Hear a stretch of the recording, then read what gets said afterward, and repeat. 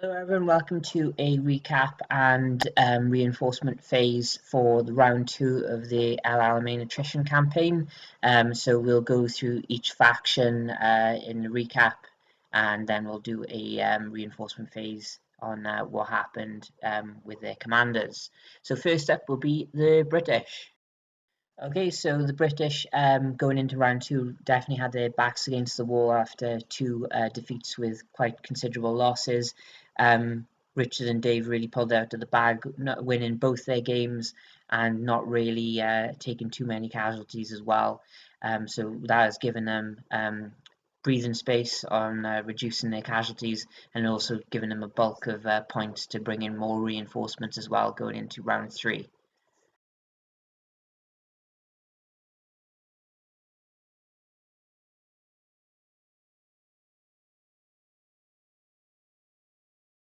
So the regiment does look a little bit threadbare, but as you can see, reinforcement points is up to 90, so that's almost a game's worth of points in itself there. And there's plenty of stuff in the reinforcement pool, pretty much an entire platoon of infantry, and then a mix match of other stuff in there as well. Well, in contrast to the British, round 1 for me, I think I might have got a bit too cocky, because round 2 I've really had to sober up, and these will be my last two games as well. So Jimmy's coming in for round 3, because I'm probably being sent to Berlin to answer for what has gone wrong in the campaign. So luckily casualties weren't overly too heavy, so as a regiment everything remains more or less intact, as you will see in the next two slides, and then we'll see what is in the pool. Not so much in points though.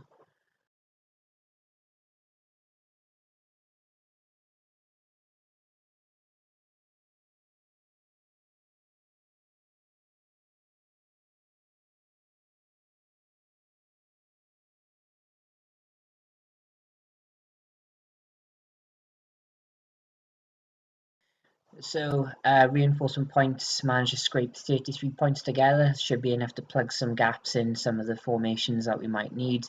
And then there's a few pounds of threes dotted around, and enough to have a platoon of Africa rifles. And then we have a one solitary Italian rifle team stuck in the pool as well that may or may not get used.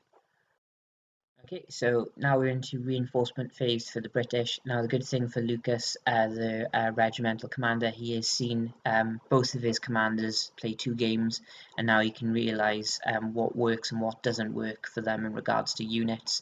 So in his reinforcement phase, he has definitely done that. He brought in enough units for both of them and to what works best for them as well.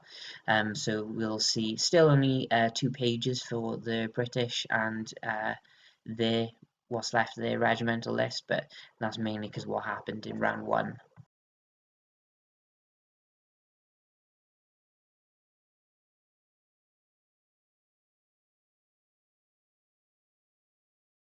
Okay, so Lucas spent all of his points to get quite a lot of Churchills. Still a few stuff left in the reinforcement pool now. It is just to remind you, the scores are actually tied at the moment after round 2. So, well, we could end up still having a tie after the 2 games of round 3, to which we go into a final 7th game, which you will have to use what is left from your reinforcement pool. So it is quite, you need to bear in mind, you need to keep the casualties low down, because it will be interesting if it does go into that final game. Okay, so the Germans, reinforcement points, a bit thin on the ground, but we do still have plenty of stuff in the regiment to move around and bring in from the pool, so we should be okay for the final 2 games, and should definitely be okay for a 7th game if needed. We can hold the ground and we can do it. Plus, both of our games will be in defence this time, which Jimmy is much preferred to do. So we'll have a look at the regiment.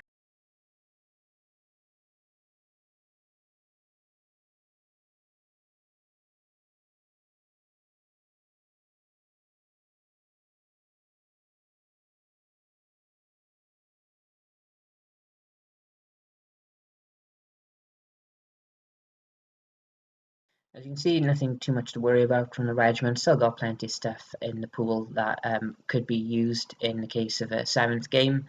Speaking of round 3, the weekend this video will go out, we'll be playing, Richard and Jimmy will be playing their match. So the weekend after, we will see the first report. Also to add to this, if you are in South Wales or near enough to South Wales, Firestorm, the South Wales Gaming Centre, has a one-day Flames of War tournament, late war 100 points. I'll put a link in the description. Closing date for lists is the 1st of May, so there's plenty of time to get yourself a ticket, think of a list. But definitely if you're within travel distance of Firestorm in Cardiff, definitely give it a look, and it'd be nice to meet some people as well who watch the videos. So look to the link in the bottom. If I remember to put it in, I should do. And then hopefully might see some of you there.